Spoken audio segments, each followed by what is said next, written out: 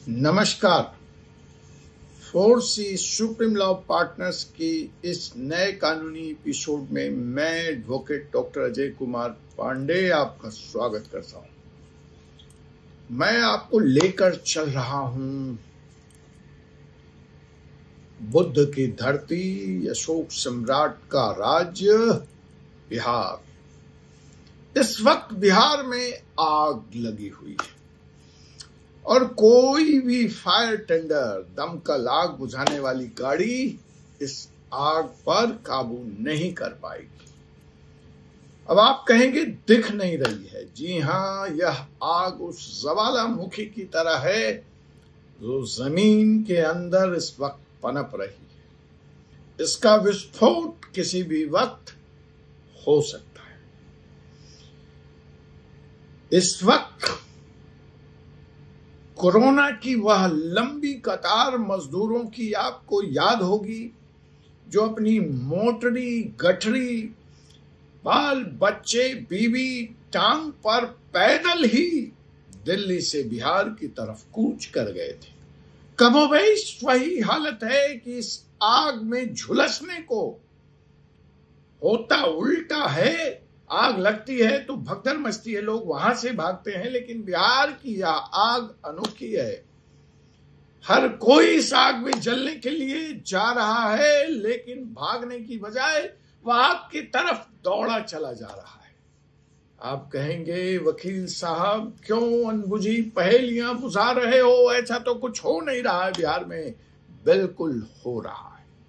हम चर्चा करेंगे, हम बताएंगे उसके बारे में, आपको इस आग के बारे में, उसके इतिहास के भी बारे में कि यह आग पहले कब लगी थी बिहार में और उसका परिणाम क्या हुआ था और वह परिणाम कितना खतरनाक था। लेकिन मैं इन सब बातों पर चर्चा करूं उसके पहले एक सवाल तो आपसे पूछ ही लूं। क्या बिहार बेटियों को उनका हक देने के लिए तैयार है? क्या बिहार में नीतीश की सरकार सुप्रीम कोर्ट के फैसले को लागू करेगी या सुप्रीम कोर्ट बिहार में छोटा पड़ जाएगा उत्तर प्रदेश की तरह? आपको मालूम है, मैंने एक वीडियो बनाया है, अगर आपने नहीं देखा तो जाकर देखिए कि उत्तर प्रदेश बेटियों को सुप्रीम कोर्ट के फैसले के आने के बावजूद बेटियों को उसका हक देने को तैयार नहीं है। हरियाणा जैसे राज्य हैं, कानून से बहुत पहले वहां किला दर खिला बेटे और बेटियों में बराबर में पेरेंट्स बांट दिया करते थे। वहां ऐसी कोई समस्या नहीं है। इसलिए हरियाणा में कृषि एक फायदे का व्यवसाय है और लोग किसान संपन्न हैं। लेकिन बिहार और उत्तर प्रदेश हाल कुछ और है। उत्तर प्रदेश, खास करके पश्चिमी उत्तर प्रदेश, तो फिर भी हरित क्रांति के प्रभाव से सफल रहा, लेकिन बिहार में हरित क्रांति नहीं हो पाई। इसकी भी हम चर्चा करेंगे। आखिर बिहार जहां एग्रीकल्चर का सबसे बड़ा इंस्टीट्यूट है, पूसा इंस्टीट्यूट, जिसके पढ़े हुए कृषि वैज्ञानिक देश क्या विदेशों में लोगों को उत्पादकता और उत्पादन बढ़ाने के बड़े बड़े ज्ञान देते हैं, ज्ञानी लोग हैं, भारत सरकार के उच्च पदस्थों पर हैं। पूरे देश से लोग वहां कृषि विज्ञान के बारे में पढ़ने आते हैं। ऐसे नामी ग्रामी पूसा इंस्टीट्यूट ऑफ एग्रीकल्चर होने के बाद दिया तले अंधेरा अगर कहीं देखना है तो बिहार में देखिए, खास करके कृषि के मामले में। तो फिलहाल इन टिप्पणियों से इतर मूल सवाल पर आते हैं कि क्या बिहार बेटियों को उनका हक देगा?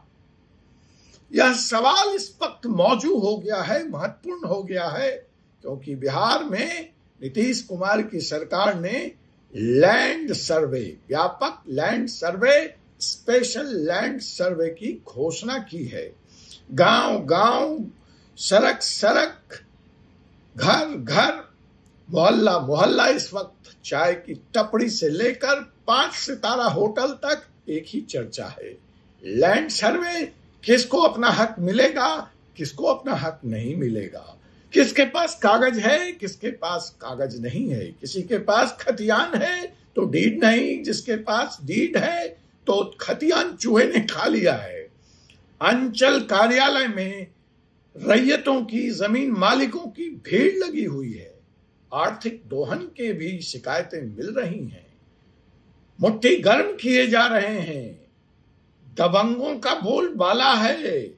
और जो बेचारा बिहारी बिहार से बाहर 2 रोटी कमाने चला गया है, इस वक्त वह ट्रेनों में धक्के खा रहा है, बिहार की तरफ दौड़ रहा है कि इस लैंड सर्वे में कहीं उसका हिस्सा न मारा जाए। कई ऐसे बिहार के लोग हैं जो 70 के दशक में बिहार से बाहर चले गए हैं। ताजा स्थिति में उनकी जमीन कहाँ है, वो किसके नाम है, किसके नाम रसीद कटी, उनको कुछ नहीं पता। वो भी बिहार की तरफ सरपट भागे जा रहे हैं इस आशा में कि शायद अब उनको उनका हिस्सा मिल जाए। उधर बिहार में जो भाई बैठा है वो लठ लिए बैठा है, आओ इधर हम तुम्हारी टांगे तोड़ देंगे। तो माहौल गर्म है। सवाल फिर बेटियों का, और वो जो बहन बेटियां अपने हिस्से से मकसूद कर दी गई हैं, अपना हिस्सा नहीं मिला है। बिहार सरकार कहती है कि अब वंशावली के फॉर्म में उनका नाम आपको लिखना पड़ेगा, उनको अपना हक देना पड़ेगा, क्योंकि सुप्रीम कोर्ट ने कहा कि चाहे पैतृक संपत्ति हो, चाहे विरासत में मिली संपत्ति हो, पिता की अर्जित संपत्ति हो या विरासत में मिली संपत्ति हो, दोनों में बेटियों का बराबर हक है। लेकिन बिहारी भाई देने को तैयार नहीं दिखता, लठ लिए बैठा है, भाई के लिए भी जो बिहार से बाहर है और बहनों के लिए भी।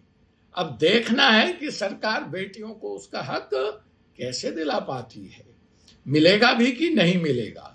खैर, यह सवाल भी मौजूद है, जेन्यून है कि नीतीश कुमार ने बर्रे के छत्ते में हाथ डाल दिया है। नीतीश कुमार के सामने कोई विकल्प भी नहीं था, सरकार करे तो क्या करे। बिहार की प्रगति इसलिए रुकी पड़ी थी कि वहां लैंड मैनेजमेंट सिस्टम है ही नहीं, लैंड का रिकॉर्ड है ही नहीं।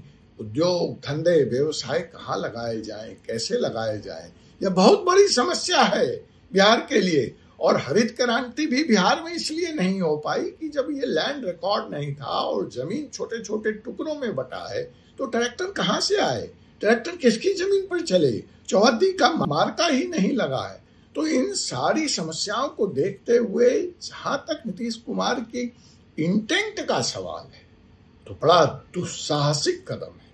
और मैं मुख्यमंत्री जी से वैसे तो अक्सर असहमत रहता हूं, लेकिन इस मुद्दे पर मैं उनके साथ हूं। वो बहुत बड़ा काम कर रहे हैं, वो इतिहास पुरुष बन जाएंगे इस काम को अगर उन्होंने अंजाम दे दिया। लेकिन चैलेंज भी है, यह इतना आसान नहीं है।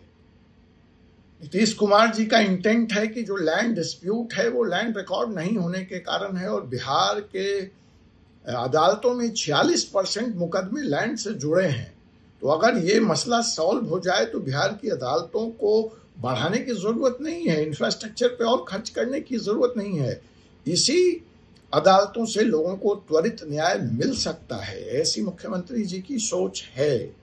लेकिन जो ग्राउंड जीरो पर हो रहा है और जो वस्तु स्थिति है, उसमें तो लग रहा है कि आने वाले 6 महीनों में बिहार की अदालतें मुकदमों से पट जाएंगी, अट जाएंगी, समय नहीं होगा, खून खराबा भी होगा। जब अदालतों से फैसले नहीं मिलेंगे समय पर, तो जबरदस्ती कब्जा भी होगा, लोग एक दूसरे की जमीनों पे मार काट भी मचाएंगे, फिर गोली और बंदूक भी चलेगी।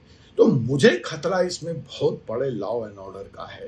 प्रशांत किशोर जैसे लोग नीतीश कुमार जी का अंतिम मर्सिया लिख रहे हैं, बोल रहे हैं नीतीश कुमार की राजनीति की अंत होगी। उन्होंने जिस बर्रे के छत्ते में हाथ डाला है और जो हंगामा खड़ा होने वाला है, अगर ऐसा हुआ तो इसका भुगतान भाजपा को भी करना पड़ेगा, क्योंकि भाजपा सरकार में है। नीतीश कुमार ने क्या सोचकर यह फैसला लिया है, बड़े दूर दराज चाणक्य वाली राजनीति के लिए वो जाने जाते हैं। कुछ ना कुछ तो उनके मन में चल रहा होगा। जहां तक 70 साल के इतिहास का सवाल है, आजादी से अब तक का बिहार, 2 बार बड़ी सीरियस कोशिश लैंड रिफॉर्म को, लैंड रिकॉर्ड्स को ऑनलाइन करने की बिहार में हुई। पहली कोशिश प्रथम मुख्यमंत्री श्री बाबू के कार्यकाल में हुई, लेकिन जो विद्रोह का आलम फूटा, जो ज्वालामुखी का लावा फूटा, श्री बाबू अपना हाथ पीछे खींच लिए, सर्वे वहीं रुक गया। दूसरी बार महामाया प्रसाद ने इस लैंड सर्वे को अंजाम देने का प्रण लिया। बहुत शिद्दत से वो आगे बढ़े। परिणाम, विधानसभा के बाहर बिहार प्रदेश का मुख्यमंत्री ट्रक से कुचलकर मार दिया गया। उसके बाद किसी मुख्यमंत्री ने इस बर्रे के छत्ते में हाथ डालने की हिम्मत नहीं की। इस लैंड रिफॉर्म के बारे में बिहार में बात नहीं हुई, भूमि सुधार के बारे में बात नहीं हुई। नीतीश कुमार जी का भी इतना लंबा चौड़ा कार्यकाल रहा है। बहुत तरह के क्रांतिकारी रिफॉर्म्स उन्होंने किए। जब उन्होंने किसान बैंक बनाया, भूमि सुधार के लिए किसान आयोग बनाया, बहुत सारे अति पिछड़ों को अलग किया, बहुत सारे क्रांतिकारी शराबबंदी करी, ऐतिहासिक निर्णय लिए, तो साहसिक कदम उठाए नीतीश बाबू ने। बट यह उन सब में सबसे बड़ा दुस्साहसिक है।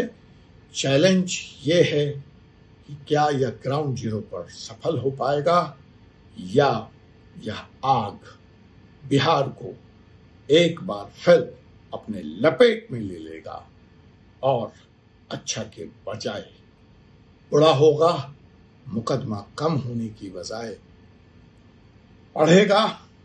अंतिम सवाल वही है कि क्या बिहार में बिहार की बेटियों को उनका हक सुप्रीम कोर्ट के फैसले के अनुरूप मिल पाएगा। नीतीश कुमार और बिहार सरकार का ताजा आदेश एक कट ऑफ डेट की बात करता है। कानूनन यह कट ऑफ डेट तो लागू नहीं होगा, क्योंकि सुप्रीम कोर्ट का फैसला स्पष्ट है कि बिना किसी कट ऑफ डेट के दोनों तरह की संपत्तियों पे बेटी का बराबर अधिकार है। देखना दिलचस्प होगा कि बिहार सरकार का यह जो नोटिफिकेशन है कि 2004 से पूर्व अगर बंटवारा हो चुका है और वो सरकारी खाते में दर्ज है तो बेटियों का हक नहीं माना जाएगा।